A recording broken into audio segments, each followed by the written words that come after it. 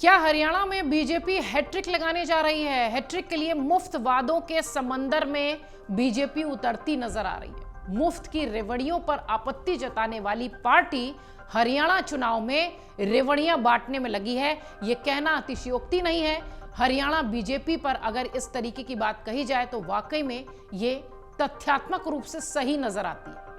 हरियाणा में मुफ्त की रेवड़ियों की बहार है। कांग्रेस के बाद बीजेपी ने भी अब जमकर मुफ्त की रेवड़ियां बांटी है। हरियाणा में फिर से सरकार बनाने के लिए बीजेपी ने पहली बार अपनी परंपरा बदल दी है।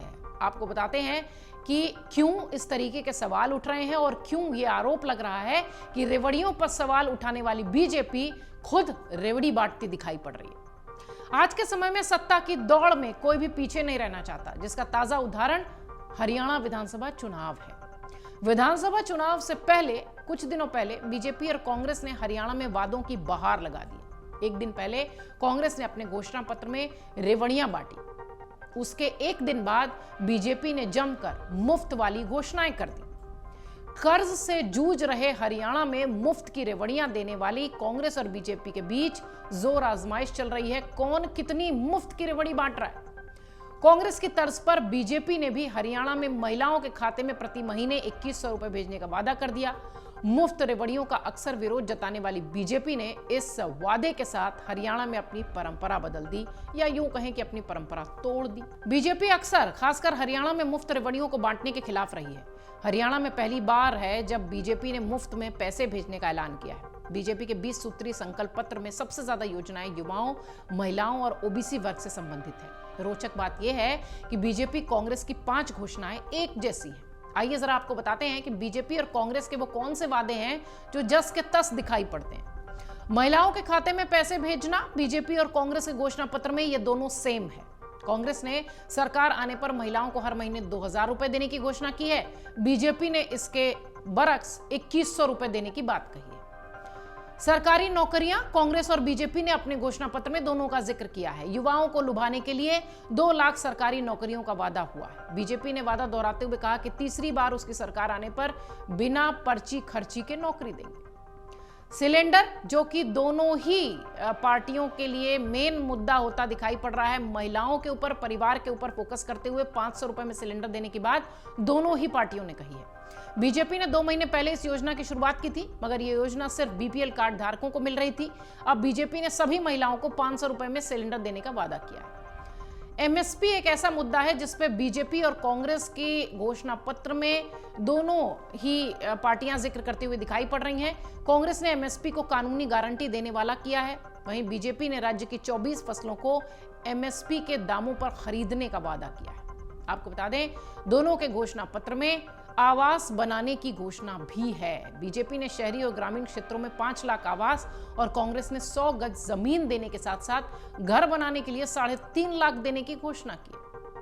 अगर देखा जाए तो ये दोनों ही प्लेटफॉर्म पर, यानी इन मुद्दों पर दोनों ही पार्टियां सेम दिखाई पड़ती हैं, लेकिन इन घोषणाओं में भी कांग्रेस बाजी मारती दिखाई पड़ रही है। इधर कांग्रेस कैसे बढ़त बनाती हुई दिखाई पड़ रही है वो भी आपको बताते हैं, क्योंकि कांग्रेस ने 6000 रुपए पेंशन देने का भी वादा किया है, जबकि बीजेपी ने डीए की तर्ज पर पेंशन बढ़ाने की बात कही है। वहीं कांग्रेस ने ओबीसी की क्रीमी लेयर की सीमा और जातिगत सर्वे कराने की भी बात कहकर पिछड़ों और एससी वोटर्स को साधने की कोशिश की है। सैनी सरकार ने पिछले दिनों ओबीसी क्रीमी लेयर की सीमा 8 लाख की थी। कांग्रेस ने 300 यूनिट फ्री बिजली देने और हरियाणा की नशा मुक्त बनाने और पुरानी पेंशन बहाल करने का भी वादा किया है। बीजेपी ने इन क्षेत्रों में कोई घोषणाएं नहीं की हैं, इसलिए कहा जा रहा है कि कांग्रेस बढ़त बनाते दिखाई पड़ रही है घोषणाओं के मामले में। वहीं कांग्रेस ने हर परिवार को 25 लाख रुपए तक का मुफ्त इलाज देने की भी घोषणा की है, जबकि बीजेपी ने 10 लाख रुपए का मुफ्त इलाज देने की बात कही है। हालांकि इन योजनाओं की घोषणाओं से सरकार के खजाने पर काफी बोझ पड़ेगा। सिर्फ पेंशन दोगुनी करने से ही सरकार के खजाने में सालाना करीब 21,000 करोड़ रुपए का बोझ आने वाला है। वहीं 300 यूनिट मुफ्त बिजली प्रदान करने पर सब्सिडी बिल करीब 3200 करोड़ रुपए का आएगा। अंदाजा लगाइए कि कैसे पार्टियां जमकर रेवड़ियां बांट रही हैं, घोषणाएं कर रही हैं। अब कुछ ऐसी भी घोषणाएं हैं जिसमें कि बीजेपी ने बाजी मारी है। बीजेपी ने सरकार आने पर ग्रामीण क्षेत्रों में कॉलेज जाने वाली लड़कियों को स्कूटी देने का वादा किया है। बीजेपी ने अलग अलग जातियों के लिए कल्याण बोर्ड बनाने का वादा किया है। बीजेपी ने देश के किसी भी सरकारी मेडिकल और इंजीनियरिंग कॉलेज में पढ़ने वाले हरियाणा के ओबीसी छात्रों को संपूर्ण छात्रवृत्ति स्कॉलरशिप देने की घोषणा की है। उधर बीजेपी ने हर अग्निवीर को सरकारी नौकरी देने की भी गारंटी दी है। यानी बीजेपी कांग्रेस से इन मामलों पर अलग दिखाई पड़ती है। कुल मिलाकर मतदाताओं को लुभाने के लिए दोनों ही पार्टियों की तरफ से सारे इंतजाम घोषणा पत्र में कर दिए गए हैं। इधर अरविंद केजरीवाल की बात करें तो अरविंद केजरीवाल ने जब गुजरात चुनाव में मुफ्त की रेवड़ियों की बौछार की थी तो सबसे पहले बीजेपी ने ही सवाल उठाया था। इस तरह चुनाव के वक्त खजाना लुटाना आखिर किस हद तक जायज है? बाद में रेवड़ी कल्चर का मामला सुप्रीम कोर्ट भी पहुंचा। सुनवाई के दौरान बेंच ने टिप्पणी करते हुए कहा था कि राजनीतिक दलों को चुनावी वादे करने से रोका नहीं जा सकता। अब बीजेपी ही वो करती हुई दिखाई पड़ रही है। पीएम मोदी ने मुफ्त की योजना पर क्या कुछ कहा था, यह भी आपको याद दिला दें। जुलाई 2022 में एक रैली को संबोधित करते हुए प्रधानमंत्री मोदी ने रेवड़ी कल्चर पर बोला था कि यहीं से इस पर बहस छिड़ी कि बिना किसी का नाम लिए वो कहते दिखाई पड़े कि कुछ पार्टियां देश में रेवड़ी कल्चर को बढ़ावा देने की कोशिश कर रही हैं। पीएम ने कहा कि सभी को मिलकर रेवड़ी कल्चर की सोच को हराना होगा। ये रेवड़ी कल्चर देश के विकास के लिए बहुत घातक है। पीएम मोदी का निशाना उन नेताओं पर था जिनके तहत राजनीतिक पार्टियां चुनाव से पहले ही मुफ्त बिजली, पानी, लैपटॉप, कैश या दूसरी चीजें दे रही थी।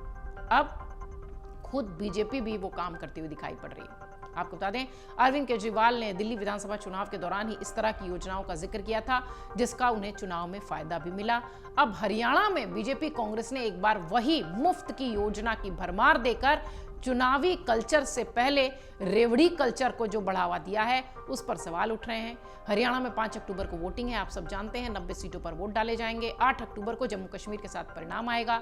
लेकिन ये जो घोषणाएं, लोक लुभावन घोषणाएं एक तरीके से कह लीजिए जो की गई हैं, जनता वोटर्स किसके पक्ष में गए ये पता चलेगा 8 अक्टूबर को।